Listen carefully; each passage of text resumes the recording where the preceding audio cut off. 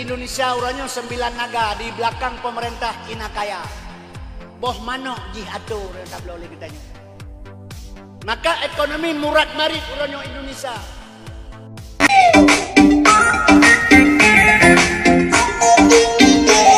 Assalamualaikum warahmatullahi wabarakatuh. Saudara Luluki Ayi Makan, semoga saudara sehat-sehat dan baik-baik saja.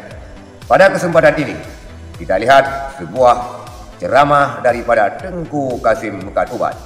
Sebuah ceramah Tengku Kasim Mekat Ubat yang menggemparkan, di mana beliau mengatakan Indonesia hari ini dikuasai oleh Cina yang kaya. Tengku Kasim Mekat Ubat mengatakan di belakang pemerintah ada 9 naga dan dikuasai oleh Cina-Cina yang kaya, sehingga rakyat Indonesia membeli telur saja diatur oleh Cina, sehingga mengakibatkan ekonomi Indonesia murad marit. Kita lihat selengkapnya. Indonesia urangnya 9 naga di belakang pemerintah Cina kaya. Boh manok jih atur tak boleh kitanya. Maka ekonomi murad marit urangnya Indonesia. Ana harapan utang au takut tedang Jokowi dengan Amerika lagi boh ngetreh mengentung-gentung. Ngan Cina. Cina pertama saham Cina pakai utang au takut tedang. Nyomi lu pegah baron. Indonesia payah minta peng li perbo tip tahun royong 800 triliun bayar utang 500 triliun bungong peng seribel hertu. Pengnya sapat dari pajak-pajak semuanya mendapat heribel hertu triliun. Bayar utang seribel her tengah 2 Nyo menggaji pegawai dengan bayar tengah. Nyo ekonomi sudah mulai hancur. Nyo tugas Cina perlah ekonomi. Iji hino Indonesia lepas hajai ka. Cina di Kalimantan, Kalimantan Barat, jih Bandungnya. Coba peliti ke Cina nya. Mi dan sekalian asal surga. Jih memandung 80% Cina di Kalimantan Barat. Wali kota ke Cina. Baru saya pegak partai sebuah partai Cina. Perindo. Sebagai pegah lewanyan harusnya parlemen untuk dapat menguasai Indonesia.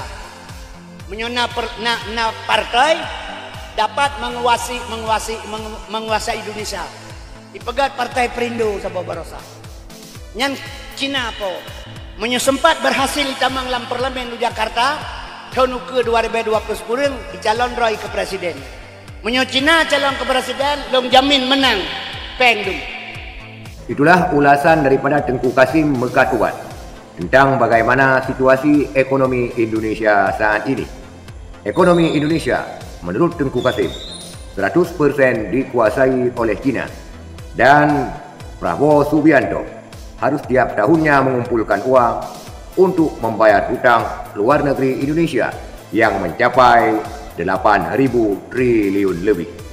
Cina, jangankan untuk menguasai ekonomi Indonesia, Amerika Serikat bisa kelabakan.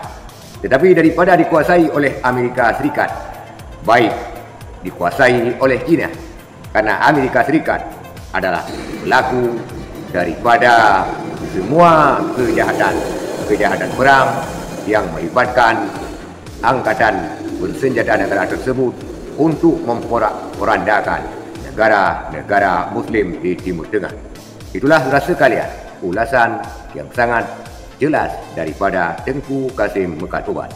Sekian, terima kasih. Assalamualaikum warahmatullahi wabarakatuh.